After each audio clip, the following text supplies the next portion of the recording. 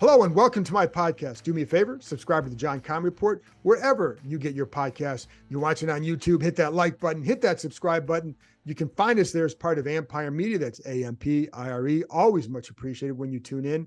Don't forget, you can read my work on ESPN.com. I have a story up now on how Ron Rivera, Eric Bieniemy, and Sam Howell all kind of tethered together. Howell does well, Rivera looks like a genius. If Howell does well, Bieniemy does well, and vice versa. And if that happens, what happens for Bieniemy's future? And if it doesn't go right, then you're looking at something that isn't so good for these guys. But in talking to Rivera, one of the things that he pointed out was that he can't control what this ownership group would do at the end of the year. But he said, like, hey, if they go 8-1 again, but then he gets fired and someone comes in next year, wins the division. They have 40 of their guys are draft picks from their tenure, and Sam Howell's a quarterback. He's going to feel pretty good because he would have gotten this franchise going in the right direction. It just so happens that it's in his fourth year. So anyways, give that a read. And another note, I'm going to be doing a live stream at 7:30 p.m. Eastern time on Tuesday with Nikki Javala from the Washington Post. She joined me a couple weeks ago after the Ravens practices. Love having Nikki on. You guys seem to like when I have Nikki on. So join us 7:30 Eastern time Tuesday. Bring your questions. We'll answer as many as we can and go from there. I'm going to be joined in a couple minutes by former Washington tight end Logan Paulsen. I always enjoy talking to Logan. This was one of my favorite conversations because we started getting into a few different things about like how players can perceive like how good a team might be before the year. What kind of things do you look for to tell, is this going to be a good team or not? And what does he see in this team that suggests that it could be better than what maybe some outsiders believe when they just look at the talent base or whatever? Also, why Logan is more optimistic about the offensive line. And part of that comes back to something I've mentioned all the time when talking about him. We don't know the impact of the scheme. And I do think it could be a solid impact. And I'll go, and Logan and I get into this, but one thing I'll say is the last couple of years, there are a lot of times on a Monday or Tuesday morning, I'm watching the game again, and I'll take a clip and send it to Logan and say, who is supposed to block this guy? How is this linebacker not accounted for in this run? It was maddening. And, I mean, it has to be maddening for a running back because they're getting hurt or not hurt literally, but their success is hurt by it. Anyway, that stuff was always a problem. And I think that's where Logan feels like it's going to be a change. So we'll get into all that. Stay tuned for that. Couple minutes, and then we'll get over to him. Some injury updates. Chase Young and Terry McLaurin. Well, guess what? There's no real injury updates because we won't know anything more until Wednesday. That's the first day that they have to issue an injury report. So that's when we'll get more of an official update from them. The thing with Chase still has to be, he has to be cleared by the doctor. So he's been out there running. He can do everything but contact. Terry McLaurin just got to rest that. For both of them, it's really about rest. But with McLaurin especially, he's got to stay off that foot as much as possible. So we'll get a better feel for that. It's just keep saying it's uncertain. We don't know. Even when you say they're optimistic, it still doesn't mean they're going to play. They're just like, hey, they feel good about their chances. Doesn't mean they'll play. With Young, the other thing to keep in mind, and somebody else floated this theory to me from within in the building, that there was no reason. The best thing for him was to let that swelling and everything calm down. He didn't need to have any contact over the last couple of weeks because there was no real game. So they wanted to try and maybe give him a lot more time to have it calm down. And, now this week, when you get ready for a game, this is when he definitely has to be cleared. He didn't have to be cleared before, but we'll see if that's a good theory or not, because if he's not cleared, it's not a good theory. If he is cleared, maybe it was, but we'll find out more on Wednesday what their status is. And I have a feeling this could go all the way to like Friday or so. Anyway, last thing, Sellout for the opener. How about that? This is something that we heard probably a month or so ago that this was going to happen. Like they were trending to this for a long time. I thought it might be announced a week or two ago. Good for you guys, because this is on the fans. It's the fans coming back. I mean, it's Arizona. Arizona's a bad team. But the difference with this game and some other big, well-attended games the last couple of years, it's all washed. It's going to be 90% Washington fans.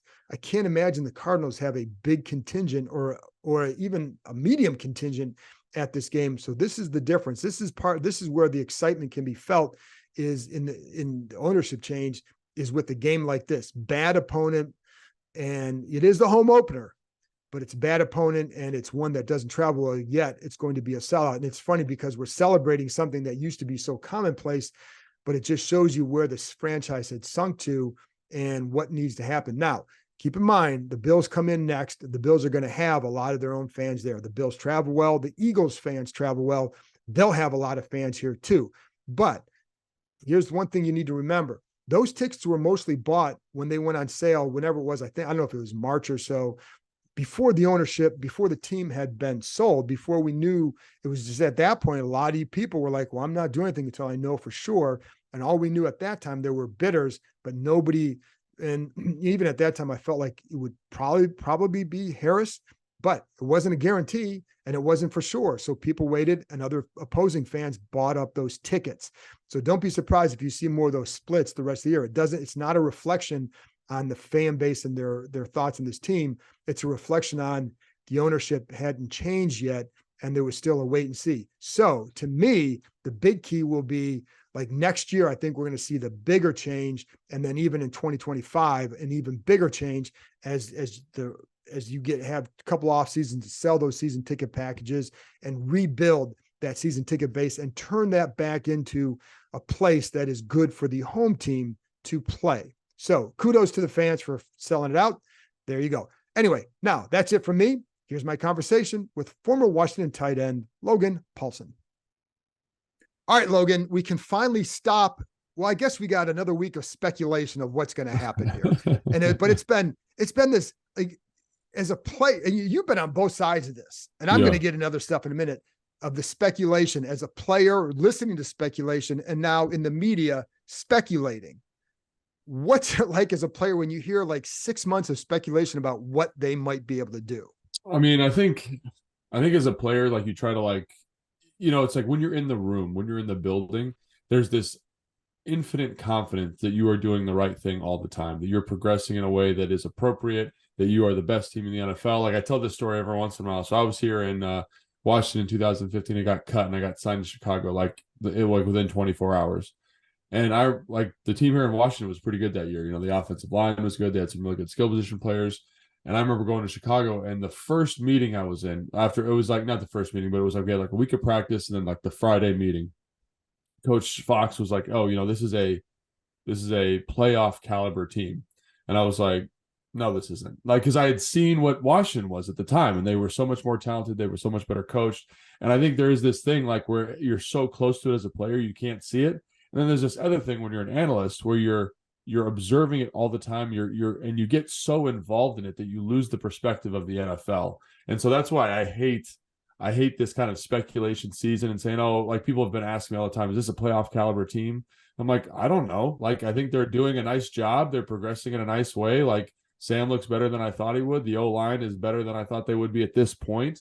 But, like, who knows? Like, maybe when they start playing real defenses and it's harder for Sam to digest it, like, you just don't know. So I think there's like this constant thing where you get so close to something, you can't see the whole picture. And we have no real data points is the other thing that gets me crazy fired up about it. So it is speculation season, and I'm excited for it to be over here in a little bit.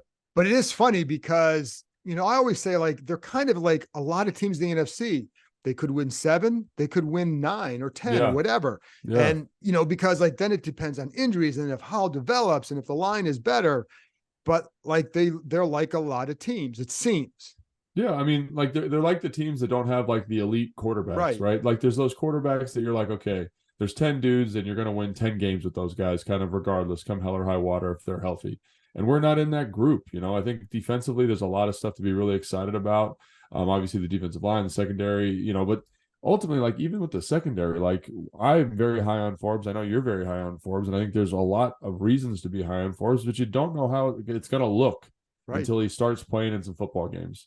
You don't know how that group's actually going to gel until they start playing in football games. And it's the same thing with the offense. Like, there's a lot of reasons to be optimistic, but the thing about it that you brought up is that there are 20 teams in the NFL that fall into that category. There are reasons to be optimistic about stuff, but you don't know how it comes together until you start playing games. And there's this weird psychological element too. Like, let's say you get hot at the right time. Let's say you win the first couple and you start feeling more confident and you start playing above your skis, or, above what you think you should be playing at. And you're a better team just because you believe you should be a better team. So I think there's a lot of that stuff going on. And I'm always really curious, like with these first couple of games, just like what is real from this training camp offseason evaluation and what was overhyped or under-evaluated. When you were playing and when you're watching it now, what did you feel like? Because like I always like, I love the 2-day things against the Ravens because you can always learn stuff. I think you learn more. Did you feel like maybe you learned more about this team this summer than past years? And what were always the telltale signs for you as a player in camp? That I learned more. So as a player in camp, like I was terrible at knowing where the roster was at. And it partially because you're so focused on what you have to focus on. You're like, man, like so-and-so is giving me a hard time in practice. He must be a good player, right? But then you go play a new team and you're like, well, he wasn't that good because this guy's way better. So it's like the sample size is so small. I think this summer, the thing that really stuck out to me was just the detail at the practices. And to me, like that's at least setting the table for the right stuff. Like I was talking to somebody the other day, like, sometimes you're not a very talented football team. And EB's talked about this a lot in his pressers about getting a team that is detail oriented, competitive, and likes to fight. And I think like they've built a roster like that. But if you can do that, even if you're not the most talented team in the world, like you're going to win some games you should win. And because you've got guys who are going to play 60 minutes of football. And when I look at this team when I watch practice, that's something that sticks out to me. Is offensively, they've built this kind of mindset, this attention to detail that is going to pay dividends, maybe not in the first 5 games, but at some point this season, they're going to be, again, punching up in terms of weight class and beating teams that they probably shouldn't beat or in games that they weren't traditionally in. And I think that's kind of what I took away from the summer is I think even though there are still a lot of questions, I think the mindset that he has brought here is something that's very, very special. And hopefully, and I believe in it. I believe in the mindset. So I'm not even saying hopefully. I think it's going to pay dividends this season, and that's something that I've taken away from the summer. I think mindset matters, and that's the hardest thing. That's a hard thing to quantify, but when you're around it, you can feel it. And there have been previous teams here where I felt like they get off to a start, and I'm like, this team is better than that because of their mindset, because of the way they work. Sure, that you think they're better than that, and usually those teams turn it around because of that. So. When you were a player, could you tell, like some guys seem to be like, oh, we're a 9-win team, we're this, we're that. Did you ever get that sense of, and you brought up the Bears as an example and the 15 team. I know you said about individual players, but as a team, could you tell? It's funny, like I think there were times where you thought you could tell. And then I think a good example is like the 2012 team, right? Like I think, like, I don't know if I knew we were going to be a good team. I don't think I knew we were going to be what we were that year, which is a very competitive team that, again, was punching above our weight class. But again, I go back to kind of the mindset and the foundation, the type of guys that were in the locker room. Like I think back to Josh Morgan and Pierre Garçon and Darrell Young and the offensive line with Corey Lichtensteiger. Like none of those guys are like crazy names, right? They're not like these amazing football players, but you said it right there. They're fighters, right? They're guys that are going to fight for 60 minutes, and it allowed us to be something better than we were. And so that cultural element to a team is so important, and that's established through coaching and practice, and that's why I think what EB's done here. But I think, and so that's why I'm really high on this roster and this team, because I do see a lot of similarities between the types of guys they brought in, the types of guys in leadership roles. And again, I think that it affords them an opportunity to be a little bit better than what maybe the sum of the parts is. But I think in the summer, especially if you don't have a joint practice, it's really, really hard to see where the team is at. Like I've been a part of a lot of teams, man, in the summer where you're like, man, this is going to be a good football team. Like when I was in Atlanta, I was like, man, no one's going to be able to stop us offensively. Like we're really, really good. And then you get in the regular season, and you're kind of like, man, our defense wasn't as good as I thought. Offensively, we can't pass protect the way I thought we could. And then it leads to like a cascading effect. But when you have that joint practice, it's like a really easy opportunity to see like, oh, like that is what an outside linebacker looks like, or that's what a cover 2 safety should be doing. And it really changes your perspective on the compilation of the roster. So long story short, it's really hard to tell, but I do think like there's like a mindset that can be seen that can lend itself to more wins. But in terms of talent evaluation, when you're just practicing 1v1 every single day, that can be a little bit challenging.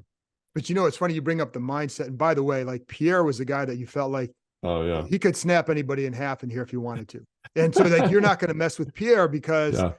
you don't like, and it was always like, you talk to guys in the locker room, like, who's the one guy that you'd want walking with you down a dark alley late at night? It was always three guys, Trent, Pierre, but I think the number one guy you want on your side was Niles Paul. Oh, Niles Paul. All three of those guys were excellent in terms of just that like, just don't mess with me mindset. It was very, very high. So, and I respect the hell out of all those guys. Yeah, players, me too. Because of that. Yeah. Right. But the one guy that they bring up with on this roster that they feel maybe has helped develop some more of that is Nick Gates. Yes. You see that? Yeah. I mean, I think it shows up in film. Like, I think that mindset, that is like a little chippiness, a little energy, like the boisterousness that he approaches practice with. Like, I've played with guys like that. And I think there's a lot of value there, especially at the center position, which is kind of the de facto leader position of the offensive line. And I don't want to say it's rubbing off, because I think Cosme's like that. Yeah. I think Wiley's got a little bit of that to him as well. But I think it kind of brings it to the forefront, because you say, oh, like, this is the leader of the group. This is how he is. Let's be like him. Let's kind of embrace what he does well. I think you see it with Ricky Strongberg. I think he's mentioned a couple times that he sees Nick Gates as a mentor. And I think having guys like, he might not be the most talented football player. He might not be the best center in the NFL. He's not Creed Humphrey or whatever, or Kelsey in Philadelphia. But having a mindset that brings those five guys together is so, so important, because that is what you want. You want a bunch of guys who are going to grind for 60 minutes and finish runs and kind of play the psychological warfare game. Like Fred Smoot says, I, as a defensive guy, I don't want to like any of the offensive linemen. And I'm sure they're all nice guys, like you said, around the building, they're fine. But on the field, I think there's a lot of truth to that. You want the guy that's going to push you after the play and kind of hold you a little bit longer than he needs to. Maybe he doesn't help you up after the pile's down. And I want that guy on my team, because those are like, they're fighters. And I think, when you look at the composition of the O-line, I think they have the potential to have 5 fighters out there, which is something that I go back to 2012. Like, those dudes, they, again, not the most talented group of all time, but they were scrappy, competitive finishers. And it elevated the running game, it elevated the pass game, because you knew that, like, maybe this guy got beat, but the center's going to come in and deliver a waylay block and kind of let the guard get back and in pro. Or we're going to, maybe this combination block isn't great, but I'm going to finish at the second level and cut this guy down, and Alfred's going to get 4 more yards. And that's winning football from an offensive line that maybe isn't the most physically gifted group of all time. And not to walk down the 2012 memory lane, but also like that line, like Alfred played well with that line, and the way he said, and obviously Robert with what he could do. Yeah. But Alfred set up that line and let him get to those blocks as well. Yeah. They would finish them. And with Nick, it is funny because we saw him against the Ravens drilling that guy at the pile up in the goal line. And he even told me, like, he likes to walk up to that line and let the other player cross it. So he's, what I mean? So, I mean, that was a big part of my game in my career, and I have a lot of respect for it. It's like, can you push that guy? Like, I used to I told someone this the other day, like, my philosophy was, can I push you for 60 minutes? Because I know that I'm in better shape and mentally I'm tougher than you. And like, at some point, like, this didn't happen all the time, but more talented players would just kind of give up. They just would be like, I don't want this anymore.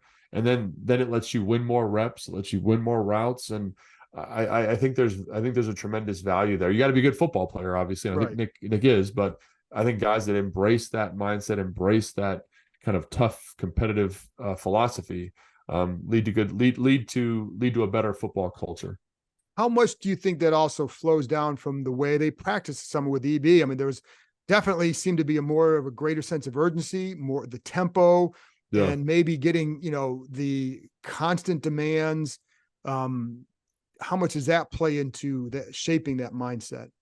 Well, I think the thing that really stood out to me was, again, the attention to detail that EB brought, excuse me, was extremely high. I also think it's important to note that, like, they didn't do a ton of like O-line specific training this offseason. They were all with Castillo and the O-line coach, and I think, or Chavel, excuse me, I forgot his name for a second.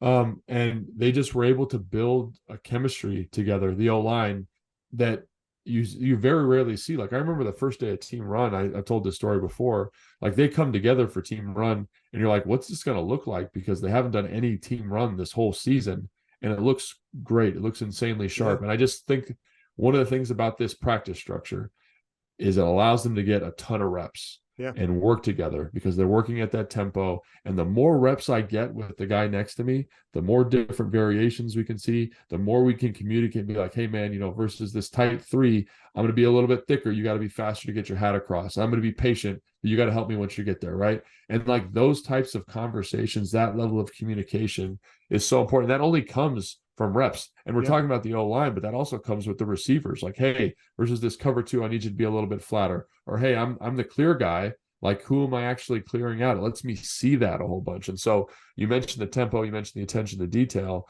I think all of that stuff is paying dividends now because I think when you watch the preseason, one of the things that comes out to me when I watch it is there was 3 tiers of football of this football team, the first, second, and third team. And they all played detail-oriented, competitive football, and there weren't a lot of mental mistakes. And I think a lot of that stems from the volume of practice they were able to get in over the course of the offseason and through training camp. And it's funny because that's one thing when I'm talking about Nick Gates, and I've talked about on here, and just like getting used to how does a guy handle a double team, and like when can you leave this guy? When do you know this guy has this, and I can now get to the linebacker, et cetera. And that all comes through ups, and that's why when you look at this line, that it's really we can all look and say, oh, they've got to be better. We all know that, but it's hard to fully accurately gauge just based on the names what they might do because we don't know how they're going to look together. I think the run game looked fairly solid, but also the scheme, et cetera, how that plays out for this group as well and how it helps them. Yeah. And I think this group is going to be one of those groups where it's like right now they're much maligned. And I think after watching preseason, like they did a good job. Again, against Baltimore, I know it's not the starters, but they did a good job they did a good job in the 2-day practices. Yeah, and they did a good job of the practices. They did a good job, even in Cleveland, minus like one player. Like he had a rough game that game. I thought they did a really good job, and I think the coaching and that group coming together, and like that old adage of like 5 fingers making a fist, like it makes something very, very powerful. And I think that group's coming together in a way that I get really excited about, and it's the stuff you're talking about. It's the chemistry. It's understanding.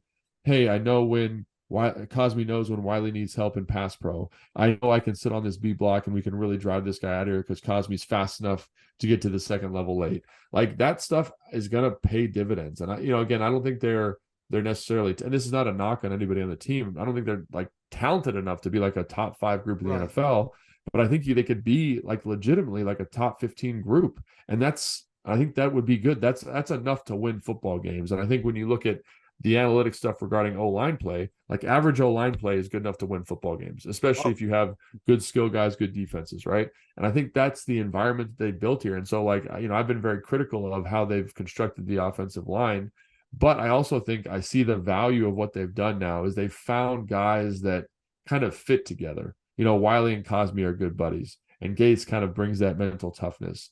Sadiq is coming along. Chris Paul is coming along. Leno's kind of his own person, because he's a veteran. But when you get that kind of chemistry with those 5 guys, then I think that's extremely important. So I think they're gonna be better than what people think, just based on what I've seen in training camp. And obviously things change, like we just talked about.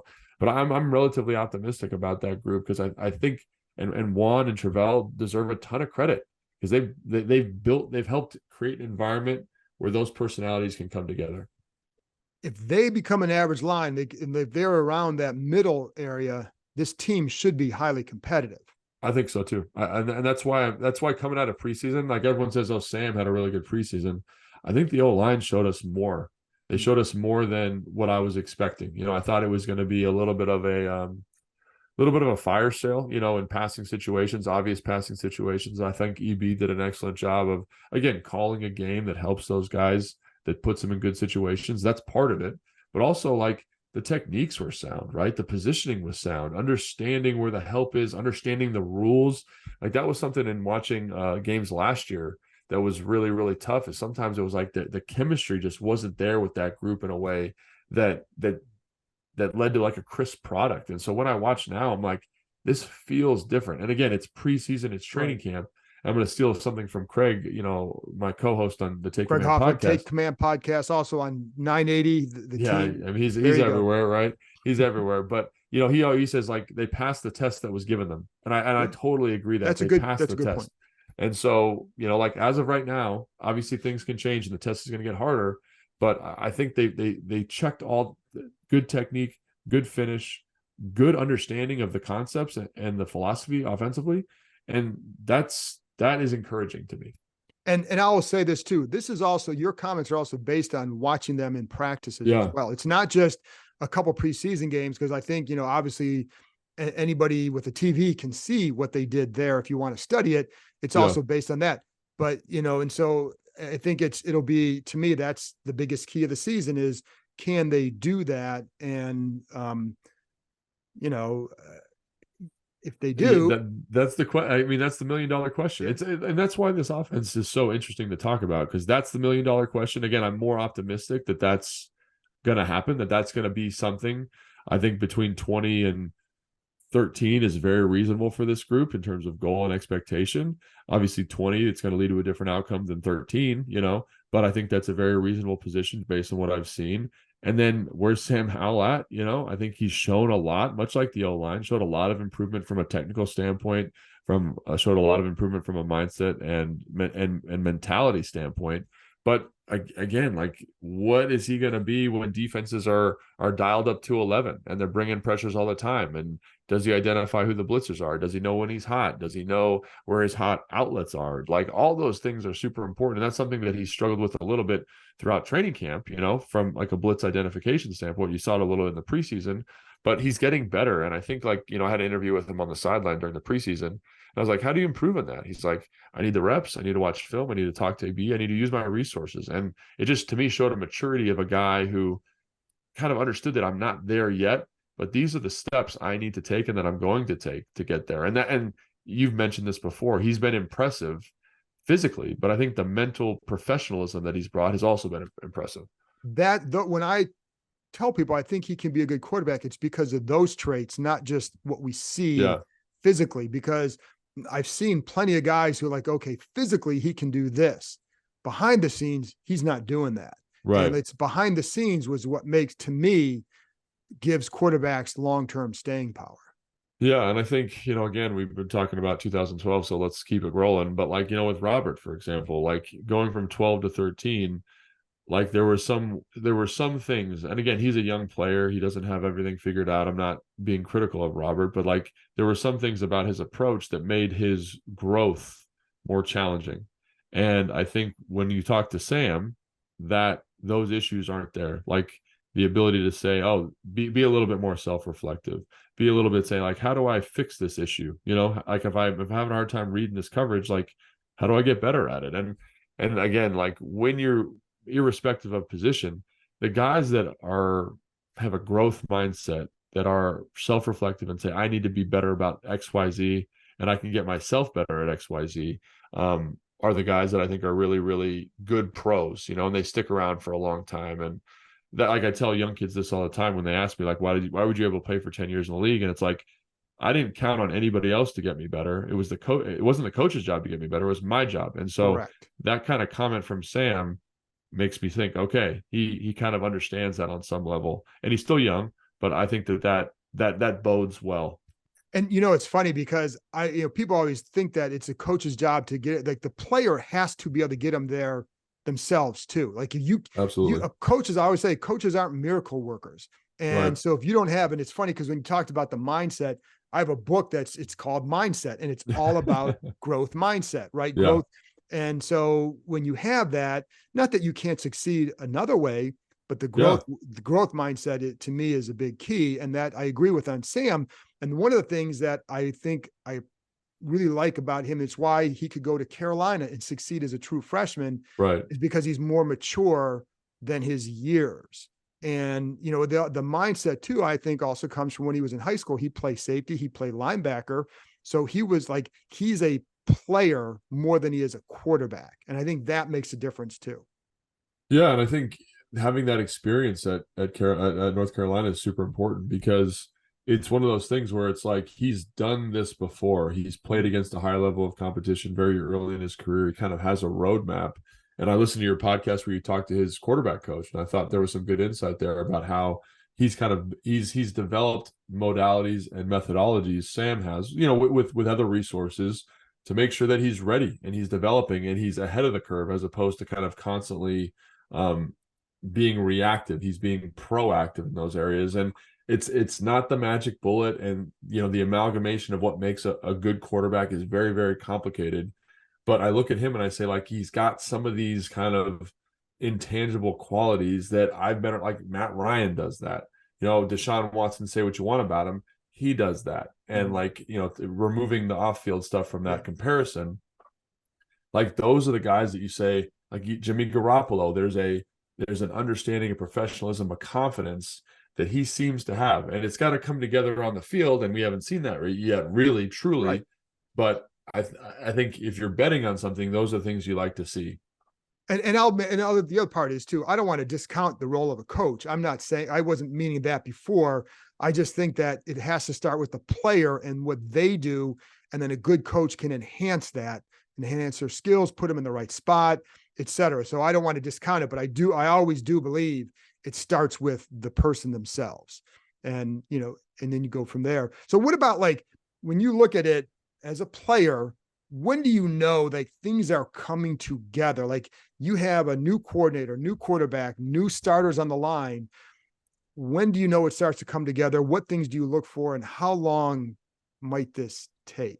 I mean, I think as a player, it's the same thing that you look for as an analyst, in large part, or that I look for as an analyst. And it's and there's this thing, I coach high school football, and I just had a conversation with a guy who's coached high school football for like 30 years this morning. And one of the things he said was that there's a momentum and a confidence to a high school game that doesn't exist in the pros. And I would kind of back off of that, and I'd say it's the same. There's a confidence and a momentum, but it applies to the off season, I would say. So if you're going through an off season, you're like, man, like the defense is really getting after us every single day. It makes you lose a little bit of confidence in what the coordinator's doing, or the offensive philosophy, or the quarterback, or the offensive line. And then there's this doubt, and the doubt kind of permeates the team, permeates the roster, and it leads to this kind of environment that doesn't allow for this confidence. And, say what you want, like confidence is such a big part of being a good football player and a good football team. So what I would say about this offseason in terms of watching it is it seems to be progressing. The defense never seems to be too far ahead. And we've talked about how talented this defense is and all the stuff they can do. And for this new offensive coordinator with a young quarterback to keep it close in the race, that would give me confidence. Going to the Baltimore practices and performing the way they did, performing the way in the preseason that they did. I know preseason doesn't really matter, but it does kind of lay a foundation. They needed the reps. Yes. The same.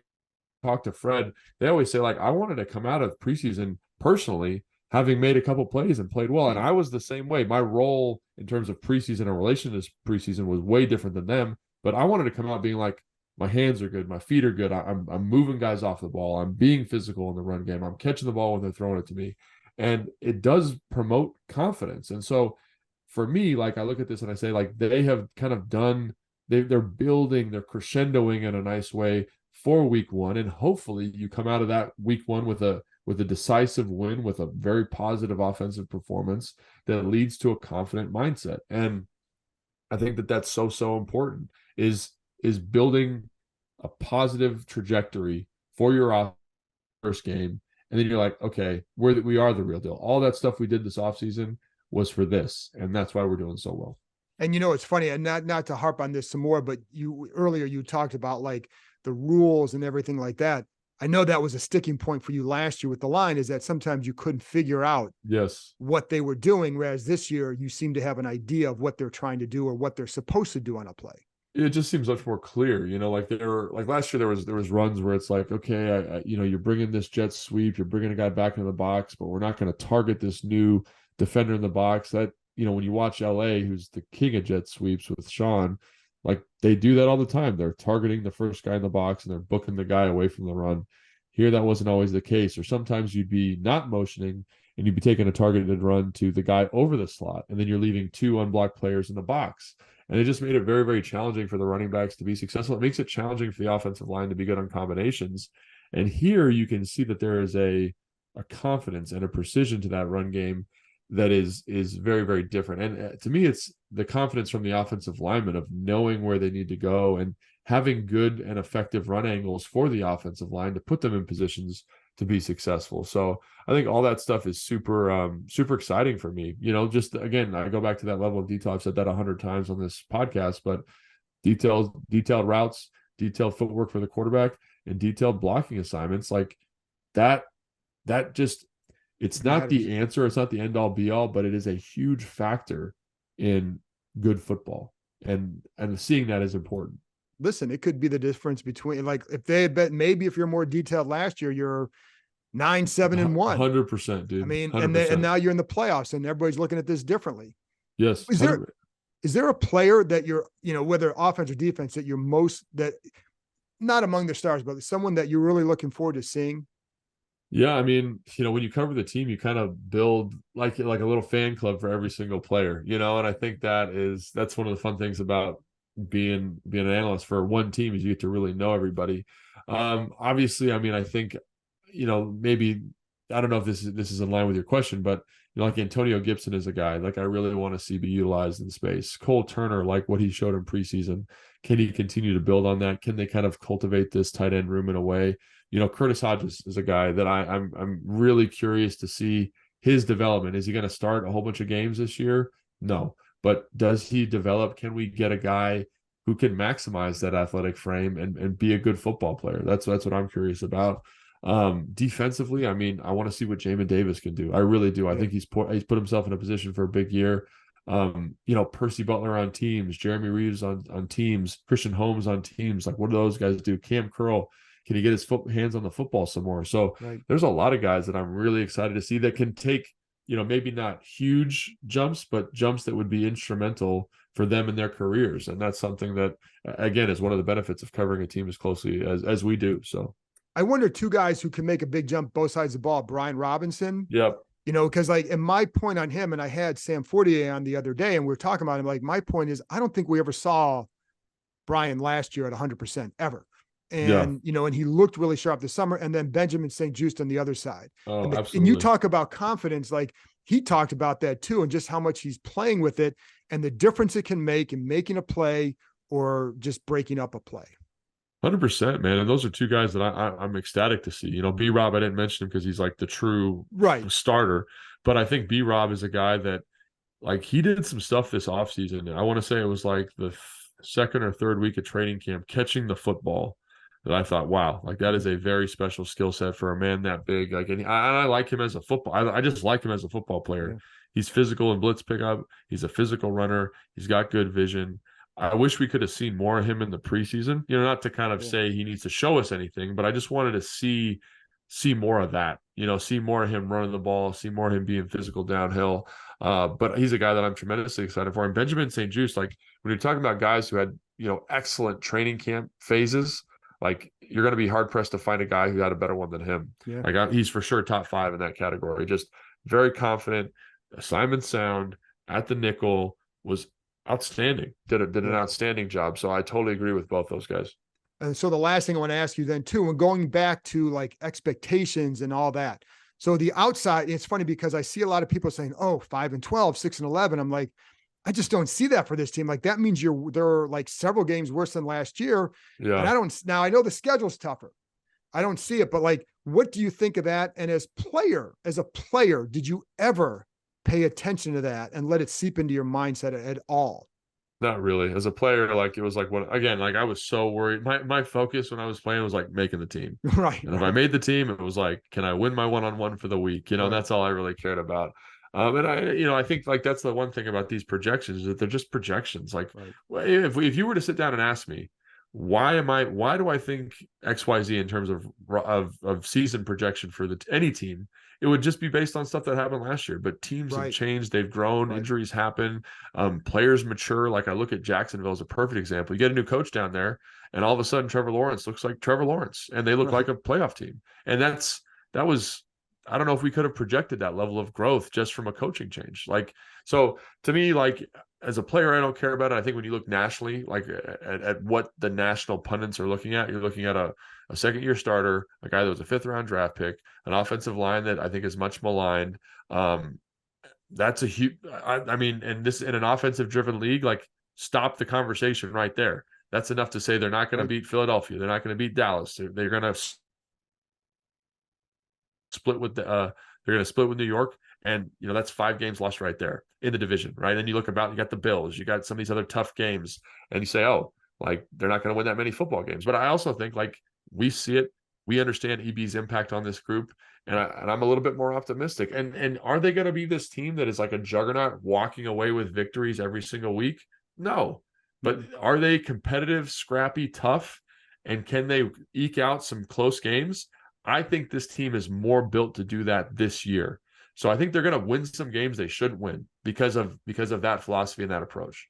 So that's something funny. that, yeah. And it's funny because like last year they did split with the Eagles and they split with the Cowboys and they couldn't beat the Giants. Right. Yeah, and they were, and I think like the quarterback play, like God bless Taylor, but it was, you look at the total QBR and all that, it's subpar compared to the rest of the league. And is Sam going to be worse than that? And listen, again, I think he's going to be good. I don't know when. And so who knows, but I will say, Logan, it's nice that this is game week, that we can finally get to this point where it's like in a few days, we'll actually have a game to discuss about what happened, not what might happen or how might this guy do. It'll be what happened. And I'm looking forward to that most of all. Yeah, me too, man. It's going to be a lot of fun. And it's so exciting, man. It's such an exciting time of year because you get to get all these questions answered. You get to see, and again, like, talk about the Arizona Cardinals all you want, but I want to see him win a game. I want to see him in front of that home crowd. That's going to be awesome. And just really looking forward to it. I think the opener is going to be as much about the atmosphere, the renewed excitement, etc. We'll go from there. Last thing, tell people where they can find you, all your good stuff, because people got to pay attention to you on Instagram, everywhere. Take Command Podcast, go. Yeah, so I got Logan_Paulsen 82, put some of my breakdowns up there. Obviously, the Take Command Podcast with Craig Hoffman, all the stuff on the Commanders YouTube page. We've just added a podcast on that called the Command Center Podcast I do with Fred Santana, and that's been a lot of fun to do. It's a little bit more casual. Like those guys' personalities are great. I've got the pre and post. I got the post game show with B Mitch on Sundays, so that'll be a lot of fun. So a lot of stuff going on, and just trying to get the best content out there. John. You always do. Thanks a lot, Logan. Always the best, man. Appreciate it. Thanks, John. Appreciate it, bud.